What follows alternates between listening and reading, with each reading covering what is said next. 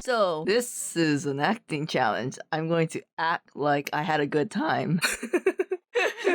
Hi, I'm Annie. I'm Minty. And this is Fun Untitled, where we serve every podcast with an FU. Okay, so the first half is going to be Canada's Drag Race Season 3, Episode 7, and then we'll go to Down Under Season 2, Episode 5. But let's talk about Canada, where I hate all the mini challenges. I mean, another shitty mini challenge. Is it the challenge prompt itself or the queens? Yeah, probably the queens. Yeah. Because if you had a queen that was good enough, then it wouldn't be such a bad challenge. I said it once, I'll say it again. Watching All-Star 7 right before going into these two seasons really screwed our perspective of how well these queens should perform. It also could just be editing, though. Could be. Or What, they money. edited all the good parts?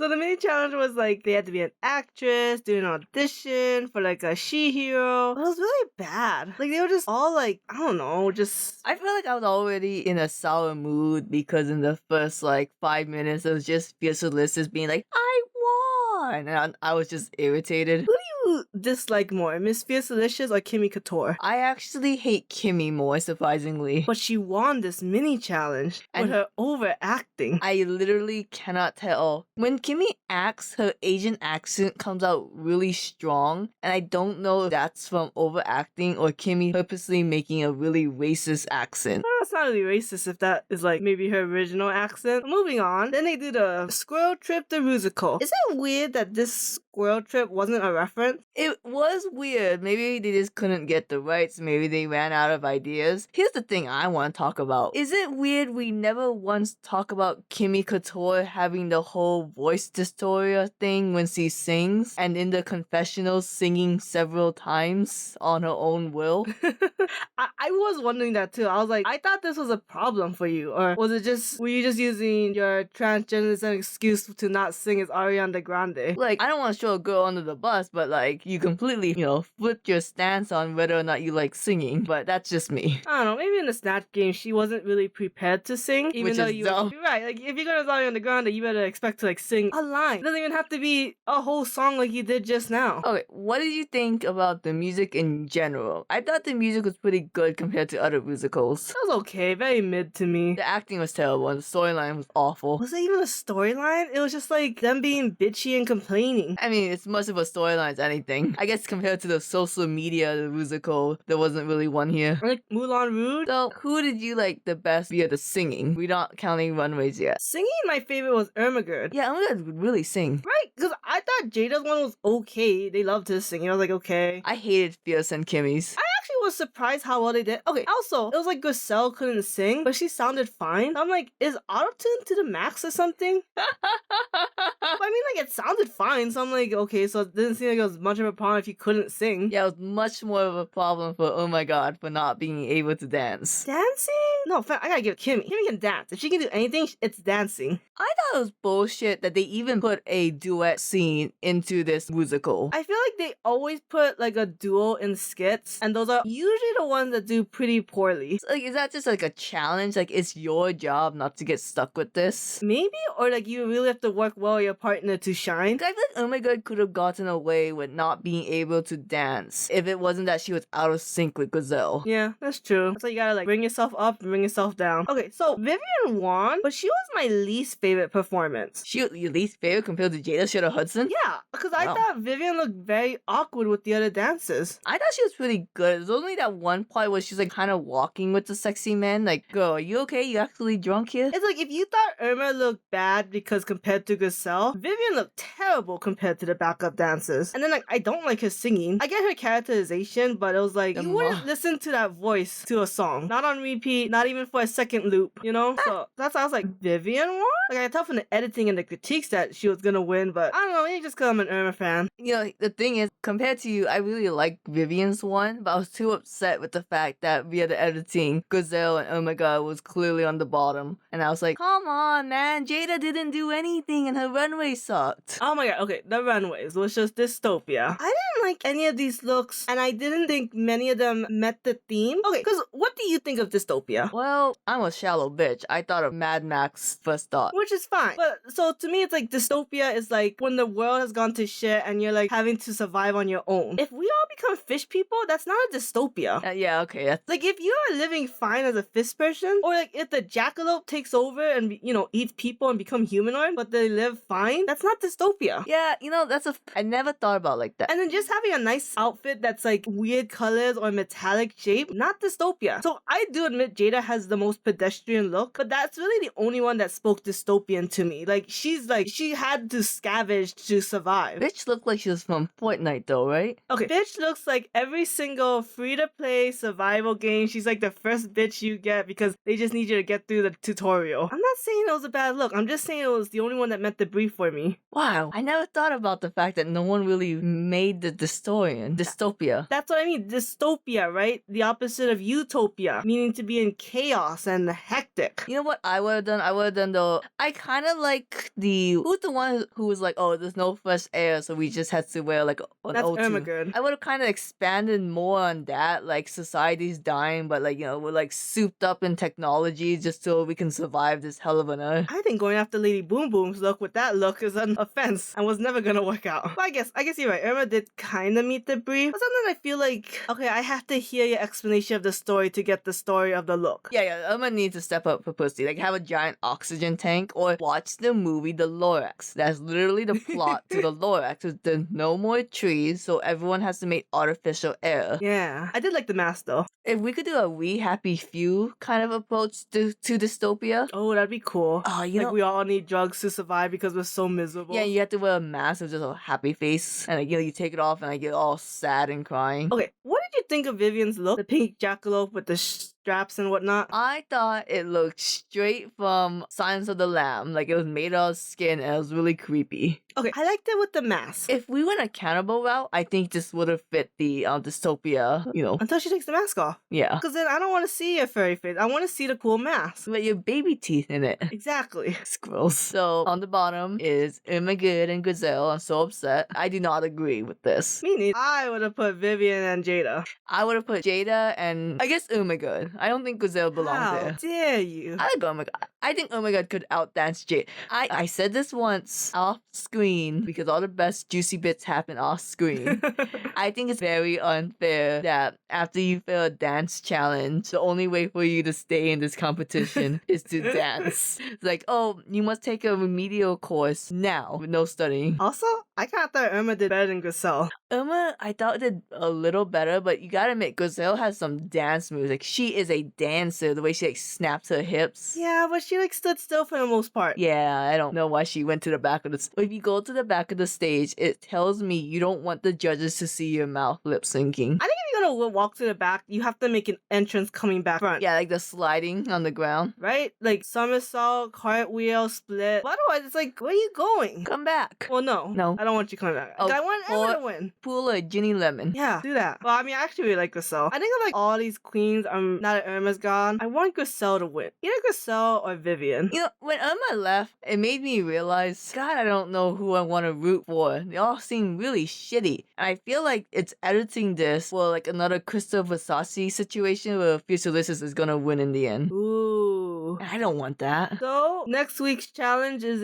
We can do this. We can think of it. We watched the preview. God damn it. I know Australia's the one, but what is Canada? Are we making something? It's a ball. Is this the ball or is it down under the ball? No, Down Under, they're selling a trip to Australia. It's a marketing challenge because like for some reason Down Under has the challenge from Canada recently did. Oh yeah. I think like Down Under's one episode behind Canada. So I think Canada next episode's the ball. Oh god, not looking forward to a ball. Well, let's have a ball and go across the Pacific Ocean to Australia. How many oceans are there? 7 or 4? No, it'd be cool if there was 7 oceans so each continent can have an ocean like a little handbag. That's not how it works. So welcome to Drag Race Down Under Season 2, Episode 5. Well, I will say this cast is slightly better than Season 1's cast. Really? You think so? Come on, we had a bunch of losers in Season 1. I thought Season 1 cast is better than Season 2, but Season 1 had a lot of bullshit going on. So in this challenge, for some reason we didn't do the reading challenge last week during Snatch Game. Yeah, I didn't remember that. No, I remember that. I just thought that was weird that they did, but I didn't think they were gonna bring it back next week like they forgot. And they did a reading challenge where we found out no one could really do a read. That was weird, right? Like, usually 1 or 2 people can't read, but this one's like only 1 or 2 people could read. I believe Hanaconda was the other funny one, other than the one who slayed Queen Kong. Yeah. What's Queen Kong's really funny one? I believe that was the one where, like, Hannah, you're a real asshole. I know you've been moving forward, so now you're just a cunt. That's a thinker. I don't think as Americans we can say that word. I think it is more stigmatized than other countries, but I do think people say it a lot. I want to try to say it once. Sleep. Okay, that was a little too strong. We're gonna have to censor that later. Strongly aggressive. I didn't know you really hated that, Queen.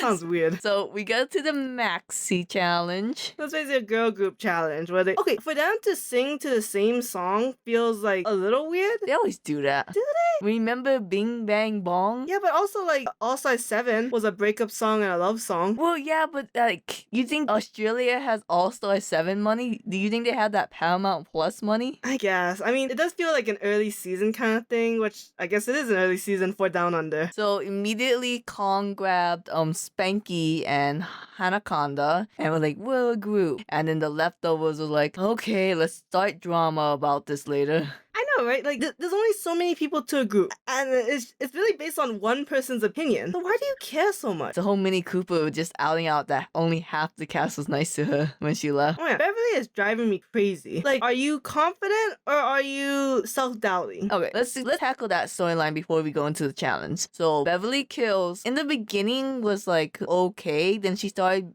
being bottom or mid, and then Beverly Kills like insecurely started blaring out, and now she's like, oh, why didn't you want me on your team? It's like, what do you think?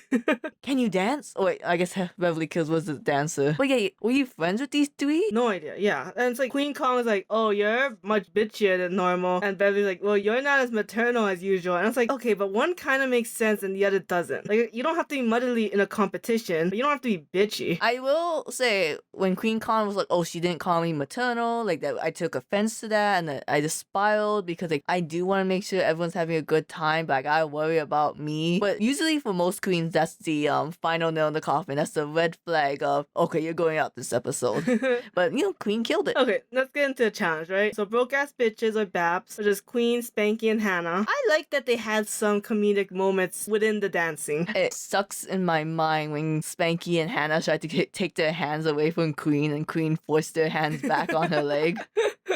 I don't know why I thought that was funny. That was funny. What's interesting about the words of like any of the lyrics, honestly, it's like a bitch track where they just kind of talk shit, but like it was very vague. And I thought it was gonna be more like Canada, sorry about that, or not sorry, where they like point at a specific queen and say something shitty about them specifically. Yeah, in the beginning they specifically said you're going to diss the other team. Right? Like, no, wait, are you supposed to diss your team or your teammate? That's why they didn't like each other. Oh. You know what I mean? Yeah, I guess. Maybe I missed the prompt. But either way, they didn't do that. It was just, I'm great, you suck. And it's like, okay, but I don't know if this meets the requirement, but I guess since nobody did, then can't judge any of you poorly for not doing it. Can I say real fast? I did not like Queen or Spanky's outfit. I only like Hannah's outfit. Oh my god, Hannah looks so cute. I know, she was like padded really well. Oh my god. And then the Hung Divas, which I think was the name because every time I tried to look up the name, I missed it. Which is Beverly, Yuri, and Molly. So Beverly really is the only one who can dance. And then she was like, Yuri, I feel like every time I say something, you kind of disrespect me. And it's like, Beverly, please shut up. Yuri's just not a dancer. She's just trying to make it easier for herself. Okay, I think in the other dance, it was all like one level of greatness. For the Hung Divas, they had some really cool moments and really bad moments. Like when they just started fighting each other on stage. I like that. And it looked messy. Like it should have been more of a choreographed fight. I'm sure. Instead of just like literally like a video game, like NPCs just running in a circle. You think it should be like 3 clowns that are like, whoop, throw a punch, I dodge, and you hit the person behind yes, me? Yes. We should have definitely 100% Three Stooges this.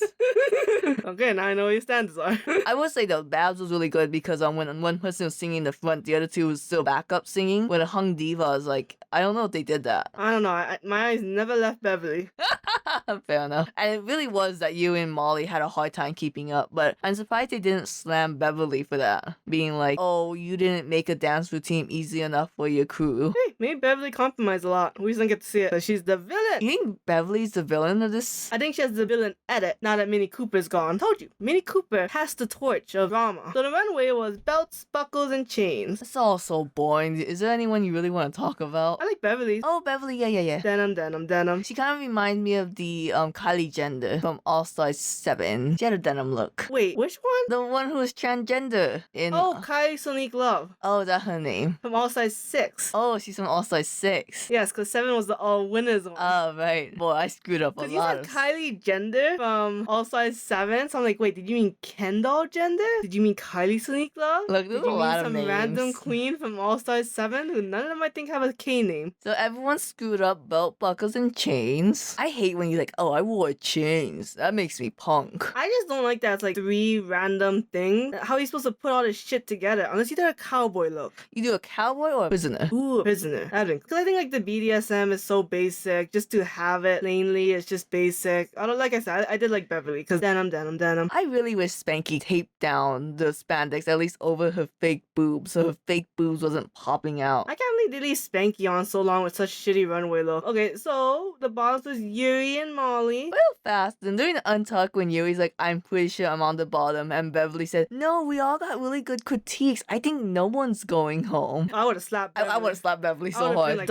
where the fuck were you? Like, what kind of bullshit are you trying to sell me? I'm like, I would have just been like, you are 100% safe no matter what, you bitch. Let me feel my feelings. Yeah. Oh, I would have get kicked out of that competition after I was done with Beverly. I don't think there's ever actually been a physical alteration on RuPaul's Drag Race, but I would like to see what would happen. There should have been another drink showing and, bitch. Well, that does. I guess it doesn't count, huh? I don't know if that's considered assault. I don't think so. Maybe it depends on what the drink was. Like, if it was alcoholic, it might count. But if it's water, it might not count. Because if you throw a water balloon at someone, is that assault? Yeah. Alright. I would say so. Okay, so do you agree that Yuri and Molly should have been on the bottom? Yeah, I guess. They couldn't dance. Couldn't dance. Their words were okay. I can't judge any of the words. I thought all the words was just whatever.